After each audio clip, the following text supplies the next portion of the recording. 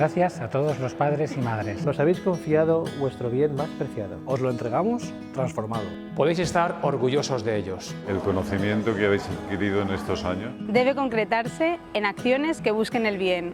No solo os hemos formado para ser buenos profesionales, sino lo más importante, ser profesionales buenos. La formación recibida ja forma parte de vosotros. Vos permetrà saber més i saber fer més coses. Y también entender mejor el mundo. Siendo más libres y solidarios. Comprometemos amb el dret a la vida y la dignidad de las personas.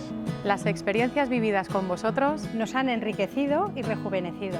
Hemos cruzado fronteras. Las de las teorías y las de las prácticas profesionales. Y también las geográficas en vuestras estancias internacionales. Enseñamos para aprender. Y aprendemos para enseñar. Y aprender de vosotros ha sido lo mejor. No nos olvidéis. Nosotros no lo haremos. Habéis sido muy importantes.